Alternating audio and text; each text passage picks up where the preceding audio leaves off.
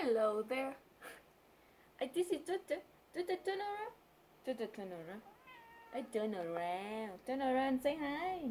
Turn around, say hi. Turn around, say hi. Turn around, say hi. Tutu, turn around, say hi. Okay. So today is October 6th. And what's special about October 6th? It's special for me. So, Tata, get back here. Tata. Tata, come back. Tata. Tata, get back.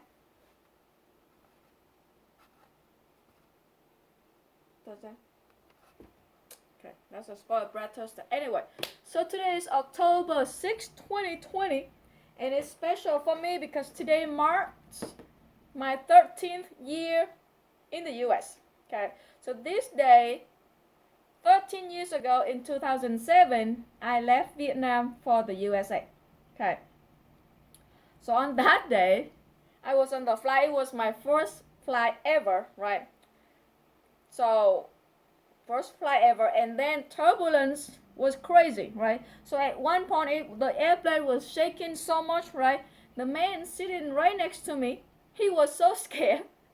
You know how you sit, right? He's like on his knee, not like kneeling on his knee, but he's like on his knee praying. I mean, he was praying, right? Because it was that scary, okay? So I was scared, but not that scary until I saw him on his knee praying like that. I'm like, oh my goodness, the plane is going down. It's my first flight ever. I'm gonna die on my first flight ever. Anyway, so the turbulence just was really bad, right? But it went away anyway. So, but I remember the flight attendants, they're so, handsome and beautiful. And then the food was really good. So yeah, there you go, Air Korea. You got really good food and you got handsome and beautiful flight attendants. So that is the day that I arrived in the US, 2007, 13 years ago. October 6th is also special to me because and many of my friends in Vietnam. So that day in 2001, there was a fire at the dorm that I was staying in Saigon in Vietnam. Okay, so that day I was out for a singing class, and when I came back, my roommate, she's like, Wing, my Vietnamese name. Hey, Wing, the dorm was on fire. And I'm like, what? What are you saying? So I came in, right? And I look at the building. I saw smoke coming out, but I didn't really register, right? Because I'm like, what? What are you saying? So I came in there. I get closer. We cannot really get very close to the building, but like close enough so I can see like smoke and trash and all sort of stuff. So I know that it really was on fire, but I wasn't really registered. Okay, my friends they were like sitting on the bench. They look like, like you're losing it, right? They look like there's no soul in them, right? So I'm like, what? Anyway, so I still not registered. Okay, so that night I went to church, and then when I was sitting in church, and then I just cry because it registered that I just lost everything. Okay, I lost everything.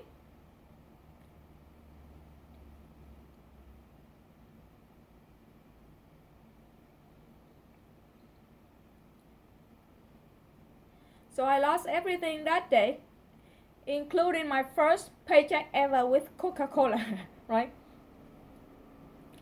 So anyway,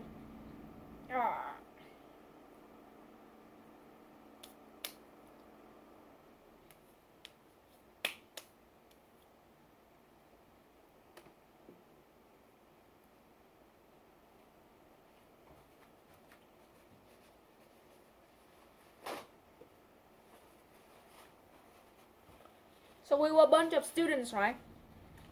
And we lost everything.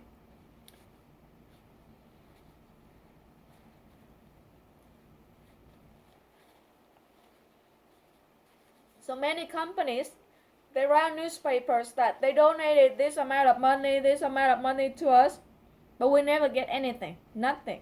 So I don't know, we don't know where the money went, but on newspaper they say that they donated a lot of money to us. We didn't get anything.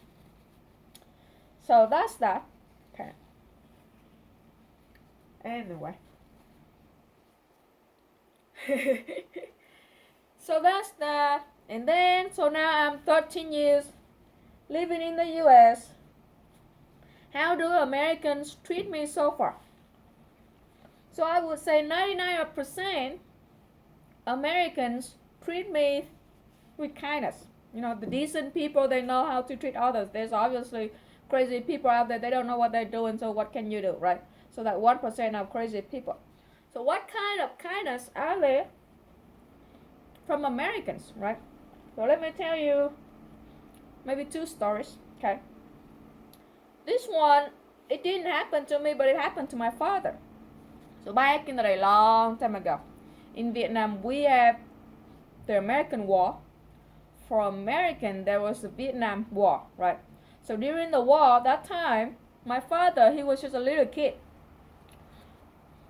13, 14 years old. So that day, for some weird reason, he was lost and he couldn't find his way back home. Imagine, you were a little kid in the war, it's getting dark, and you couldn't find your way back home.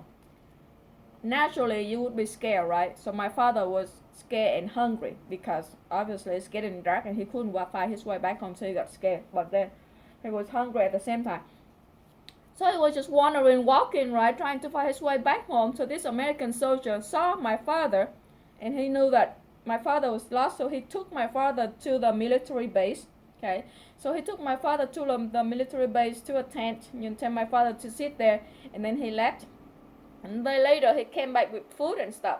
So my father looked at the American soldier, and my father didn't recognize the American soldier because they just met for a short period of time, right?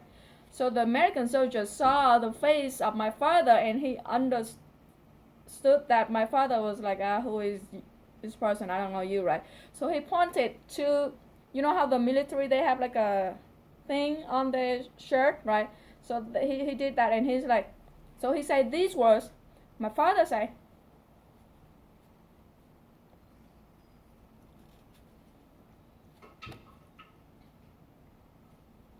that he will never forget those.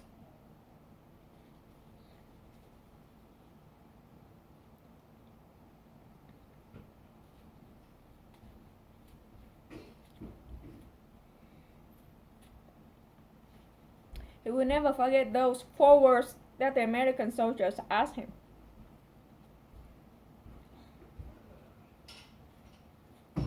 So he pointed to his shirt and he said, do you remember me? Okay.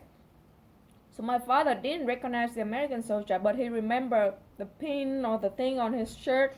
So he remembered that pin, and then he knows that's the soldier that brought him to the military base, right? So he ate dinner. Close down. To the moon. Go back. Okay. So my father ate dinner and then slept in the military base that night, and the next day the American soldier took my father to the city, and then from there my father was able to find his way back home. Okay. Think about it. You were in the war. For the American soldier, in a way, my father was the enemy, right? Because he's American and my father was a Vietnamese, and they're fighting, right? So there's no reason for American soldier to take care of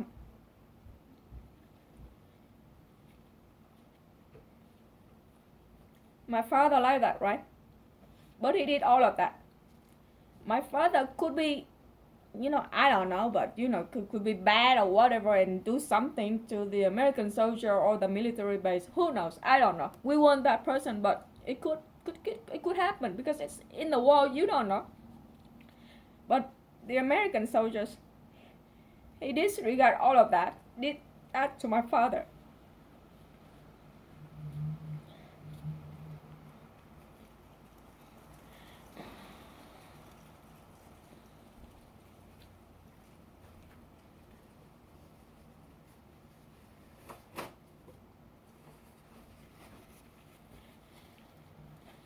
So in 2016, for my graduation, so I invited my parents here, right? So the first night when my parents were here in the US, My father is jealous. I wish I get a chance to see the American soldier who took care of me that night so I can say thanks to him in person. We don't know the American soldier. Hopefully he's still alive. But we don't know. We're not military family. We don't know anybody in the military. We have no idea, but that's the thing that he wished that he could see the American soldier to say thank to him in person, right? So that's one thing, one story, right? Another one is when I first came to the US, I didn't have a car. I didn't know how to drive. Most of the times it depends on my relatives and the friends of my relatives to take me home, right? So that day in December, back when I was still in Texas, so nobody was free to take me to school. So I figured, okay, so it takes about 10 minutes to drive from my car, from my uncle's house to the school. So if I walk, maybe it'll take me 45 minutes. And if I leave 1 hour earlier, I have at least 15 minutes to rest before class starts, right? So with that logic thinking, I put on my clothes, jacket, and head out.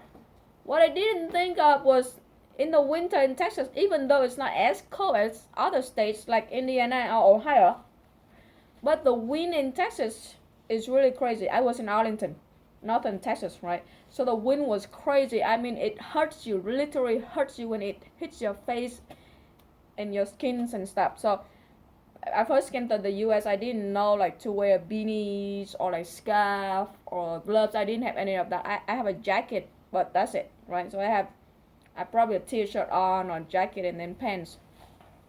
There's no legging, no nothing. I didn't know any of that anyway. So yeah, it was crazy, right? So I was walking. Finally, I arrived at school and I was 45 minutes late. Okay.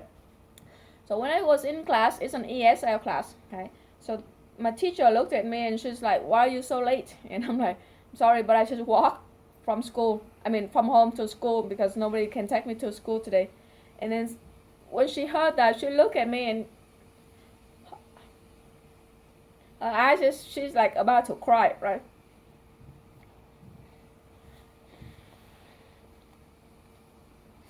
So later at the end of the class, she gave me a note with her phone number, and she's like, "From now on, if nobody can take you to school, call me. Don't walk to school like that," right? So then I got her phone number, and a bunch of my friends, they heard that later, they gave me their phone number so I can call them. So yeah, those thanks to my teacher and my friends, I can go to school and things like that. So that is another kind of kindness the Americans show me, right? And then during the years, many things happened. Like I did my student teaching. I didn't have, professional clothes. As a student, you have a t-shirt and some khaki pants, but it's not like professional teaching clothes. So my professor, she saw me like that, so she gave me a bunch of clothes to pick because, you have different style and things like that. I'm not that big picky, but like I have, anyway, so she gave me a bunch of clothes and a bunch of shoes, so I can pick the clothes. Whatever I choose, I keep it and return back to her. Whatever I don't use, and the same with the shoes. So yeah, my professor, she didn't have to do all of that, but she did that for me. So yeah, that's the kind of kindness that Americans show me. So there are many more stories, but yeah. So there you go. So you have 3 examples of the different kind of kindness from Americans, real Americans. Yeah, there are some crazy Americans out there, but they're just the minority. The rest of them are very decent people. My nose are nasty.